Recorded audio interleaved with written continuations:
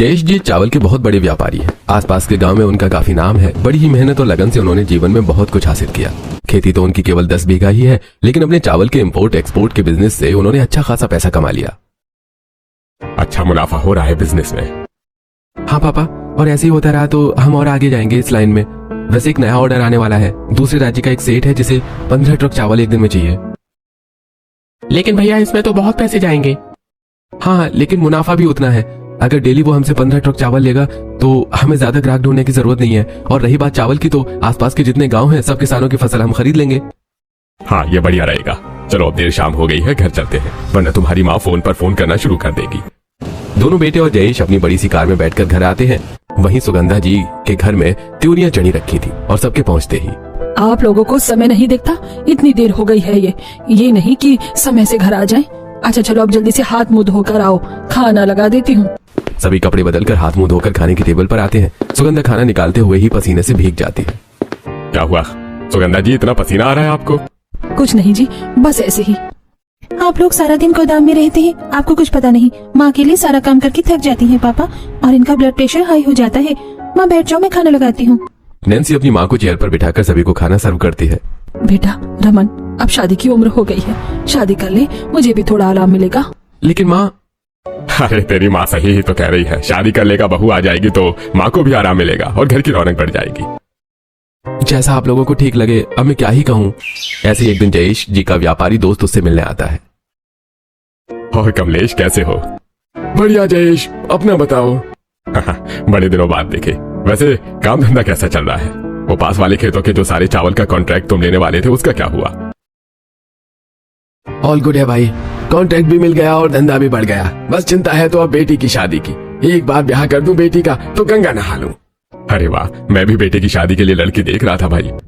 अरे ये तो बढ़िया बात है जयेश, अगर तुझे बुरा न लगे तो क्यों ना हम दोनों अच्छे दोस्त से समधी बन जाएं। वैसे भी हम दोनों का ही घर एक जैसा है, रुतबा एक जैसा है, तो समधी बनेंगे तो पावर डबल हो जाएगी। अरे वाह भाई, मैंने तो ये सोचा ही नहीं था। ठीक है, मुझे कोई दिक्कत नहीं है, बस लड़की लड़का एक दूसरे को पसंद कर ले। ठीक है, फिर कल ही आ जाओ भाभी जी और बच्चों को लेकर घर पर। जयेश घर जाकर सबको ये बात बताते हैं और सभी नई बहू देखने जाने के लिए काफी एक्साइटेड होते हैं।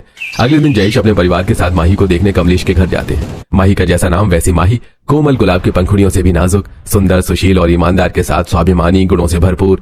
जयेश जी अपने परिवार के साथ कमलेश के घर आकर बैठे हैं कि तभी माही सभी के लिए चाय नाश्ता लाती है।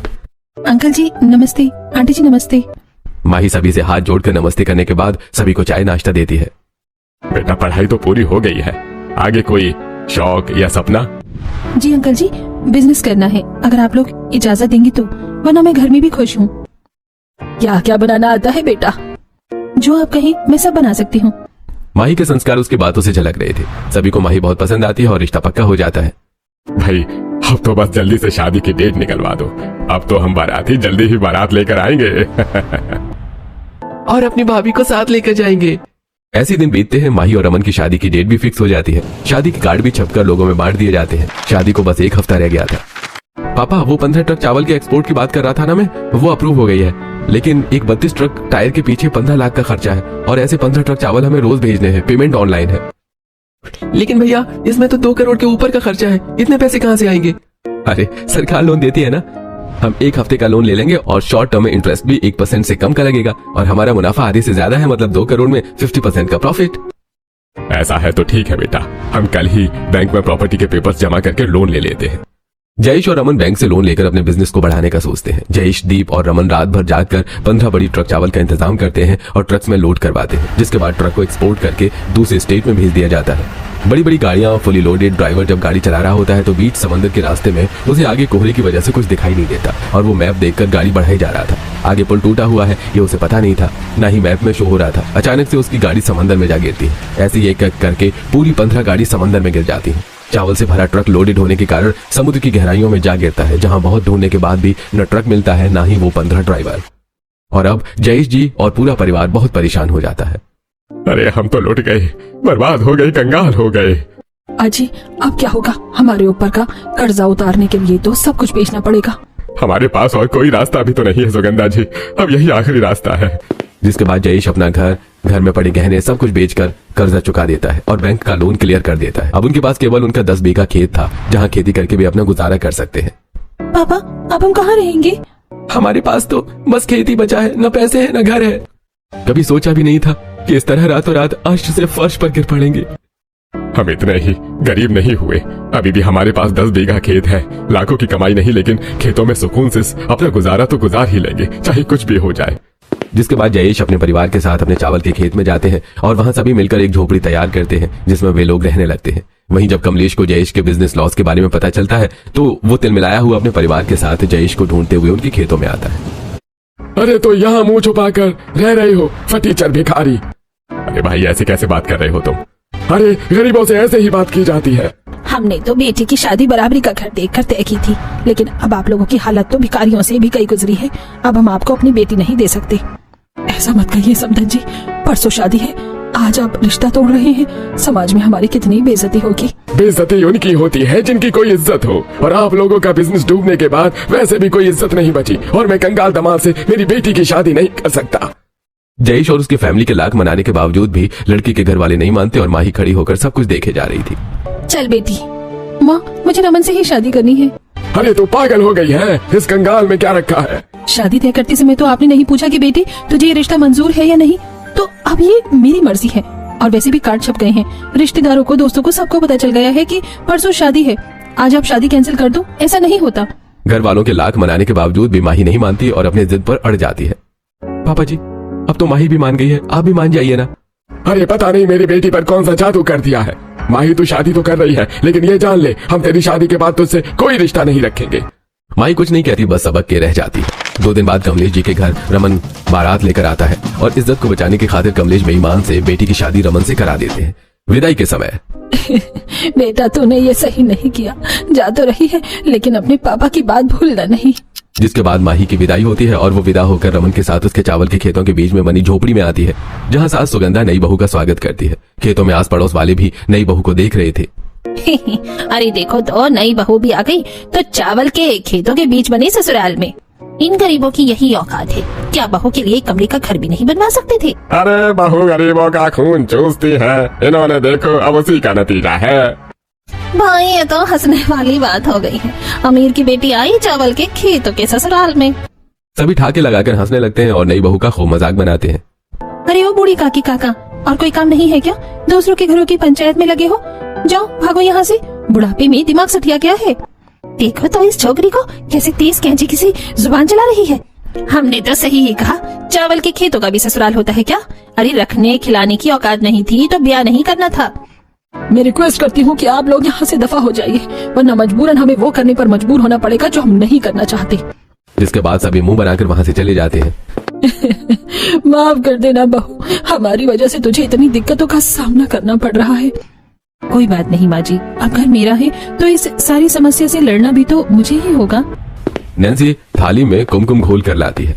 हमारे घर की लक्ष्मी भाभी, इस कुमकुम से इस मिट्टी की कच्ची दीवार पर अपने हाथों का छाप दे दो। माही ऐसा ही करती है। सभी ताली बजाने लगते हैं। अब भी किसी को यकीन नहीं हो रहा था कि माही ने उनकी इज्जत के लिए अपने परिवार को छोड़ दिया। चावल के खेतों में माही की पहली रात बहुत ही कष्टदायी गुजरती है। रात भर मच्छरों के कारण माही सो नहीं पाती। वहीं अगली सुबह माही जल्दी उठकर झोपड़े में झाड़ू बगार करती है और धान को मुसल से कूटने बैठ जाती है। बहू तू ये क्या कर रही है? माँ जी आज मेरी पहली रसोई है ना, इसीलिए मैं धान से चावल निकाल रही हूँ ताकि सबके लिए खीर बना सकूँ। भाभी आपको तकलीफ करने की जरूरत नहीं है। तकलीफ कैसी, और अपने ही घर में कोई दिक्कत नहीं है, मैं कर लूंगी नैन्सी।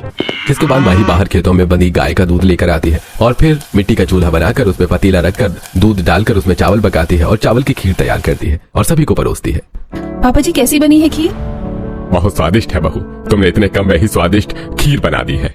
बहुत टेस्टी बनी है। भाभी एक और कटोरी खीर मिलेगी क्या? जी देवर जी। माही दीप को एक और कटोरी खीर सर्व करती है। जिसके बाद माही खाना बनाने जाती है तो देखती है कि रसोई में बस थोड़ी सी सब्जी है, न दाल है न आटा है। अब इतने में मैं खाना क्या बनाऊं? एक काम करती हूँ, चावल की आलू गोभी की फरी बना लेती हूँ, सबको स्वादिष्ट भी लगेंगे, कम में बन भी जाएगा। जिसके बाद माही फिर से धान से चावल निकालकर उन्हें पत्थर की चक्की में पीसती है और आलू गोभी की सूखी सब्जी बनाकर चावल के आटा गूंथ कर उसकी छोटी लोइयां बनाती है और सब्जी को उसी लोइयों में डालकर भाप में पकाती है। वही खाने के समय मेरी बहू तो बहुत ही ज्यादा गुनी है। बहू, ये चावल के फरे बहुत ही ज्यादा टेस्टी बने हैं। देखना सुगंधा जी, एक दिन हम फिर उसी मुकाम पर होंगे जहाँ से गिरे हैं। तुम्हारी बहू भी बिल्कुल तुम्हारी तरह ही संजोने वाली है। वो खुश हो जाती है। सभी फरे खाकर खेतों में काम करने चले जाते हैं। मैं यहाँ बैठे बैठे परेशान होकर क्या करूँगी? मैं भी सबके साथ खेतों में जाकर काम कर लेती हूँ, हाथ बटा देती हूँ। वहीं खेतों में सास ससुर पति का हाथ बटाने जाती है। बहू, जा जाकर आराम कर, अभी तो नई है। हम तुझसे काम करवाएंगे तो जमाना हम पे थूकेगा कि इतनी मासूम बच्ची को हमने शादी के तुरंत बाद खेतों में काम में झोंक दिया। नहीं माँ जी, ऐसा नहीं है, मैं अपने मन से कर रही हूँ। वहीं माही ससुराल वालों की एक नहीं सुनती और पूरे परिवार के साथ माही भी खेतों में घुटनों भर पानी में धान लगाने लगती है, जहाँ उसे धान चुभ भी जाता है। आउच! माँ जी, क्या हुआ बहू? सास देखती है कि धान के गड़ने से बहू के पैर से हल्का सा खून निकल रहा है और ढेर सारे रैशेस हो गए हैं। बहू, हमने मना किया था, तूने ये क्या हाल बना लिया है? माँ जी, कुछ नहीं हुआ, सब ठीक है। जिसके बाद माही फिर से खेतों में काम में लग जाती है। सुगंधा जी को हाई ब्लड प्रेशर की प्रॉब्लम थी, जिस कारण वो ज्यादा काम नहीं कर पाती थी। माही सुबह जल्दी उठकर सभी का नाश्ता तैयार करती है, सभी के लिए खाना बनाती है और खेतों में लग जाती है। फसल की रोपाई, बुवाई और फिर उसकी सिंचाई सब कुछ ससुर और पति के साथ मिलकर करती है। माही ने बहुत कम समय में अपना ससुराल बहुत अच्छे से संभाल लिया था। वहीं आसपास के लोग माही को अपने चावल के खेतों के ससुराल में इतनी मेहनत करते देख उस पर हंसते और उसका मजाक उड़ाते। एक दिन जब माही खेतों की सिंचाई कर रही होती है कि तभी अरे देखो तो, फलाने सेठ की बहू यहाँ खेतों में मिट्टी के बीच पानी लगा रही है। बहुत बुरे दिन आ गए हैं बेचारी के। चावल के खेतों का ससुराल मिला है महारानी को। खेतों के ससुराल में तो राजा ऐसा ही होता है, हमें क्या। सभी बातें बनाकर माही पर हंस रहे थे कि तभी मैं नहीं बोलती, इसका ये मतलब नहीं कि मैं गवार हूँ। आंटी जी, अंकल जी, समझ में आया? मैं बड़ों की इज्जत करना जानती हूँ, वरना मुझे 2 मिनट नहीं लगेंगे आप लोगों को यहाँ से भगाने में। और जो मैंने आपकी इज्जत उतारी तो कहीं के नहीं रहेंगे।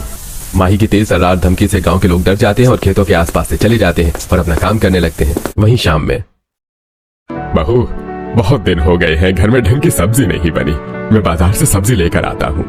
पापा जी, बाजार से सब्जियां लाना बहुत महंगा पड़ जाता है।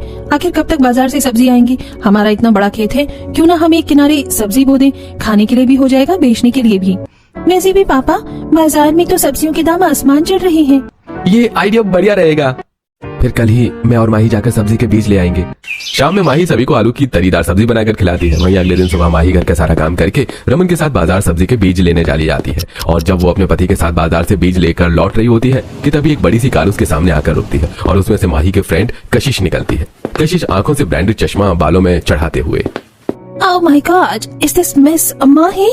मुझे तो यकीन ही नहीं हो रहा कि ये माही सब्रवाल है। कैसी हो कशिश? I am too good, लेकिन तुम्हारी हालत ठीक नहीं लग रही। क्या बात है, इतनी अमीरी से झोपड़ी में जा गिरी हो? मैंने सुना, और तो और तुम्हारा ससुराल किसी चावल के खेत में है क्या? ये भी मैंने सुना।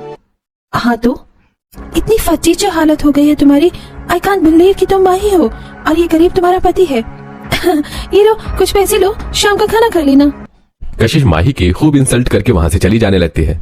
आज हम गरीब हैं, लेकिन कशिश, डोंट फॉरगेट, एक दिन मैं तुमसे ऊपर होंगी, तुमसे ज्यादा पैसे होंगे और मेरे पास, और क्या पता तुम मेरे घर भीख मांगने आओ। हाय, ये तुम्हारे बड़े बड़े ख्वाब। बहन, हकीकत में आजा, ये गरीब तेरा पति है और तू इसके चावल के खेतों में रहने वाली बीवी। यही सच्चाई है। कशिश दोनों को बेइज्जत करके वहाँ से चली जाती है। देखना जी, एक दिन ये रोते हुए हमारे पास काम मांगने आएगी।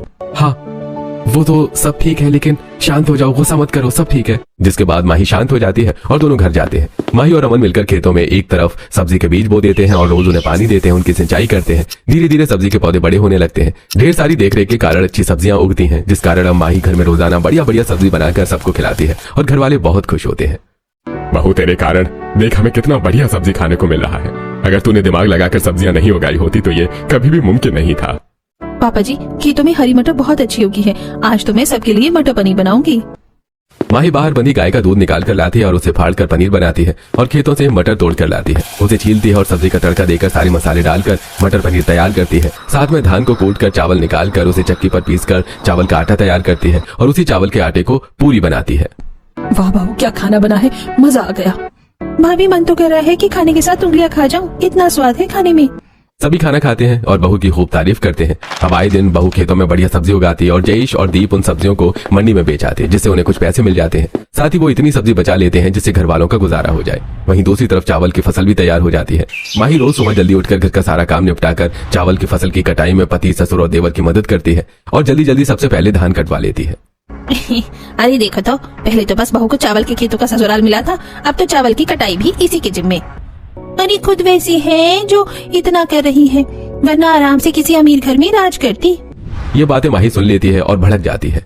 मैंने पहले भी कई बार साफ कहा है कि मेरे घर वालों और मुझको उल्टा बोलने की कोशिश भी मत करना, लेकिन आप लोग बाज नहीं आती हो। आज मैं आपको बताती हूँ कि कैसे परेशान किया जाता है। जिसके बाद माही एक बड़ा सा लकड़ी का डंडा लेकर पड़ोसनों को चावल के खेत में दौड़ा लेती है और वो बचते बचाते हुए भागती है, जिससे उन्हें चावल की फसल से काफी छिरोर भी आती है। आज तो बच गए, वरना ये बहू तो जान ही ले लेती। हाँ बाबा, अभी तो मेरी शादी भी नहीं हुई है, मैं ऐसे नहीं मरना चाहती हूँ। वाह बहू, आज तूने उन कमीनी को अच्छा सबक सिखाया। दोनों सास बहू हंसने लगती हैं। कुछ ही दिन में धान की कटाई हो जाती है और उसे बेचकर घर वालों को अच्छे पैसे मिलते हैं। बेटा, अब इन पैसों से बढ़िया सा छोटा सा घर खरीद लेते हैं। आखिर हमारी बहू कब तक इस चावल के खेतों के ससुराल में रहेगी? ना बाबूजी, अभी घर खरीदेंगे तो जीवन भर हमें ऐसे ही इन चावल के खेतों में रहना होगा। सबसे पहले हम अपना बिजनेस रीस्टार्ट करेंगे, उसके बाद ही कुछ काम होगा। आप एक काम करिए, इन पैसों से और जमीन लीज पर ले लीजिए, मैं साथ में खेती करवाऊंगी। उससे जो पैसे आएंगे हम उसमें चावल के एक्सपोर्ट का बिजनेस फिर से शुरू करेंगे, और जब उसमें मुनाफा बढ़ जाएगा तो बिजनेस बढ़ाएंगे और जमीन लीज पर लेकर खेती करेंगे, फिर घर बनाएंगे। बहू की लंबी प्लानिंग सुनकर सब शॉक्ड रह जाते हैं। वहीं घर वालों को बहू का सुझाव काफी अच्छा लगता है। ठीक है बहू, जैसा तू कहेगी वैसा ही होगा। चावल की खेती के मुनाफे में मिले पैसों से जयेश जी आसपास की 15 बीघा जमीन लीज पर लेते हैं और माही और पूरा परिवार मिलकर अब 25 बीघा जमीन में बिना किसी लेबर के दिन रात मेहनत करते हैं और 6 माह की चावल की खेती की जगह तिमाही चावल की खेती करते हैं, जिससे फसल जल्दी तैयार होती है और मुनाफा बढ़ जाता है। 3 माही और पूरा परिवार खूब मेहनत करता है और कटाई करके धान को बाजार में बेच आते हैं। वाह भाभी, आपका आइडिया तो कमाल कर गया। अब की का मुनाफा बीते फसल का 3 गुना है। भाभी ही कमाल है, देखना ये मुनाफा 10 गुना होगा। मिले हुए मुनाफे से माही फिर से और जमीन लीज पर लेती है और उसमें लेबर से खेती करवाती है और खुद भी करती है। एक साल में टोटल 50 बीघा जमीन पर तिमाही खेती करके माही और उसका ससुराल ढेर सारे पैसे कमा लेते हैं। पापा जी ये लीजिए, पूरे 30 लाख रुपए हैं। अब आप अपना बिजनेस फिर से शुरू कर सकते हैं। आज जयेश जी और पूरा परिवार की आंख भर आती है कि इतने कम समय में केवल माही के कारण उन्होंने कितना कुछ कर लिया।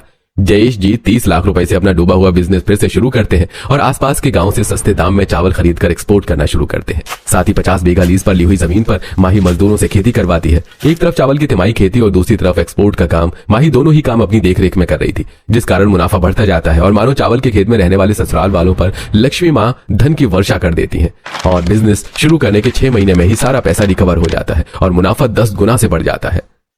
मुझे तो यकीन ही नहीं हो रहा माही कि हमें वो सब फिर से मिल रहा है जो हमें चाहिए था। आप चिंता मत करो जी, ये सही होगा। बस भोले बाबा पर भरोसा रखिए और हाँ, कुछ भी हो जाए अब हार नहीं माननी है, दिमाग का इस्तेमाल करना है। आज मुझे गर्व हो रहा है कि मैंने अपने बेटे के लिए सही लड़की चुनी। माही का दिमाग तो कमलेश भाई साहब से भी तेज है। बिजनेस के ये सारे पैतरे मैंने पापा से ही सीखे हैं। 2 साल हो गए थे मायका छोड़े। अचानक से मायके का नाम आते ही माही की आंखें भर आती हैं। बहू चिंता मत कर, वो समय आ गया है, अब तो जल्दी ही अपने परिवार से मिलेगी। 2 महीने और बीत जाते हैं। अब खेती और बिजनेस दोगुनी रफ्तार से कमाई कर रहा था। बहू ने खेतों में महंगे बासमती चावल उगाना शुरू कर दिया था। बहू ये ले मिठाई खा। किस खुशी में पापा जी? बहू हमारे एक्सपोर्ट बिजनेस को ऑफर आया है, बहुत बड़ी डील मिली है और खुशी की बात यह है कि स्पॉन्सर कोई और है, न बैंक से पैसे लेने हैं न खुद के पैसे लगाने हैं। सब स्पॉन्सर संभालेगा और मुनाफे का 10% कमीशन लेगा। मतलब बाकी के 40% मुनाफा हमारा? सही समझे तुम। ये सुनकर माही झूम उठती है। जल्दी से रमन जी स्पॉन्सर के थ्रू एक्सपोर्ट का बिजनेस एक्सपेंड कर देते हैं। अब दिन में 2 नहीं बल्कि 20 ट्रक चावल एक्सपोर्ट होता है और वो अच्छा खासा मुनाफा कमाने लगते हैं और एक खुद की बड़ी कंपनी शुरू करते हैं। बहू अब हमें लगता है कि घर ले लेना चाहिए। आज पास वाले लोग बहुत मजाक उड़ाते हैं। पास ही खेत में खेती कर रहा एक किसान जयेश जी की बात सुनता है। अरे मजाक कैसे न उड़ाए। अरे अब तो अमीर हो गए, नई बहू की जिंदगी क्या चावल के खेतों के ससुराल में बितानी है? अब घर ले लो। नहीं पापा जी, हम इसी खेत में अपनी बड़ी सी हवेली बनाएंगे, कहीं और घर नहीं लेंगे। इसी खेत के कारण आज हमारे पास फिर से सब कुछ है, इसीलिए मैं यहाँ से नहीं जाना चाहती हूँ। सभी बहू की बात मानते हैं और बहू के कहे अनुसार 10 बीघा चावल के खेत में 2 बीघा में जयेश जी एक बड़ी सी हवेली बनाते हैं और कुछ नए खेत भी खरीदते हैं। अब सब कुछ बढ़िया चल रहा था। फिर एक दिन, मैंने आज तक तुम्हें कुछ नहीं दिया, आज मेरे साथ शॉपिंग चलोगी माही? ऑफ कोर्स पतिदेव। रमन और माही अपने लग्जरी कार में शॉपिंग के लिए जाते हैं। रमन माही को मॉल से ढेर सारी ड्रेस दिलाता है और साथ ही ज्वेलरी शोरूम लेकर जाता है, जहां उसे लाखों की ज्वेलरी और डायमंड नेकलेस दिलाता है। रमन और माही जब ज्वेलरी शॉप से शॉपिंग करके निकल रहे थे, तभी माही को उसकी वही अमीर दोस्त दिखती है, लेकिन आज वो थोड़ी अलग लग रही थी। अरे ये तो वही लड़के हैं ना? हाँ जी, ये वही है। माही तो यहाँ ये सब हमेशा हालात एक जैसे नहीं होते, मैंने तो पहले ही कहा था। तो सही कह रही है, मैं खुद हंसती थी तुझ पे और बाकी गरीब लोगों पर। आज इसलिए भगवान ने मुझे मेरे किए की सजा दी है। मेरे हस्बैंड का बिजनेस लॉस में चला गया है। माही, क्या तू अपने हस्बैंड की इंपोर्ट एक्सपोर्ट कंपनी में मेरे हस्बैंड को जॉब दिला सकती है? कल इंटरव्यू के लिए भेज देना। इतना कहकर माही और रमन वहां से निकल पड़ते हैं। थैंक यू माही और रमन जीजू। दोनों वहां से जा चुके थे और कशिश हाथ जोड़े वहीं खड़ी रह जाती है। ये सारा मंजर पास की दुकान में खड़े माही के पिता भी देखते हैं और जब उन्हें पता चलता है कि जयेश उनकी समधी का परिवार अब उनसे 10 गुना अमीर हो गया है, तब कमलेश को अपनी गलती समझ में आती है। वो अपने पूरे परिवार के साथ बेटी के ससुराल जाते हैं। माही अपने पिता को देखकर भावुक हो जाती है, लेकिन बिना कुछ बोले अंदर चली जाती है। समधी जी, समधन जी, अंदर आइए ना। मानुषी और कमलेश माही का ससुराल देखकर हैरान रह जाते हैं। चावल के खेतों के बीच बड़ी सी हवेली, ढेर सारे नौकर चाकर और बहुत सारी सुख सुविधाएं भी। सुगंधा और जयेश अपने समधी समधन की खूब खातिरदारी करते हैं। मम्मी जी, पापा जी, आप लोग बहुत उदास दिख रहे हैं, क्या बात है? हमारी बेटी हमसे खफा है, हम कैसे खुश हो सकते हैं? बहू अब जिद छोड़ दे, माँ बाप है, माफ कर।